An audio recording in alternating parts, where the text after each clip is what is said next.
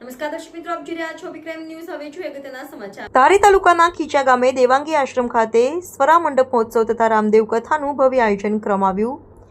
ખીચા દેવાંગી આશ્રમ ખાતે માધવદાસ બાપુ દ્વારા રામદેવ કથાનું ભવ્ય આયોજન કરવામાં આવ્યું. ખીચા દેવાંગી આશ્રમ ખાતેથી પોથીયાત્રા નીકળી હતી, જેમાં ગામની વિવિધ શેરીઓમાં પોથીયાત્રા નીકળી હતી. ત્યારે વધામણા કરવામાં આવ્યા હતા. આ યાત્રા ઢોલ અને ડીજેના તાલ સાથે પોથીયાત્રા કાઢવામાં આવી હતી અને મોટી સંખ્યામાં લોકો આ પોથીયાત્રામાં જોડાયા હતા.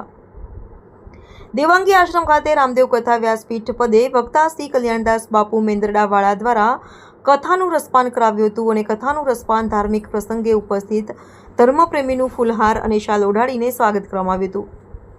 સાજિંદાના મિત્રો દ્વારા સંગીતના સૂર આપેલા હતા. આ કથામાં મોટી સંખ્યામાં લોકો આવતા હોવાથી કોઈ અનિચ્છનીય બનાવ ન બને અને ટ્રાફિક ન થાય તે માટે ધારી પોલીસ સ્ટેશન દ્વારા હોમગાર્ડ જવાનોને તૈનાત કરવામાં આવ્યા છે. તેમજ સ્વયંસેવકો દ્વારા ખૂબ જ સારી સેવા આપેલી હતી. રિપોર્ટર સંજય વાળા, અભિક્રાઇમ ન્યૂઝ ધારી.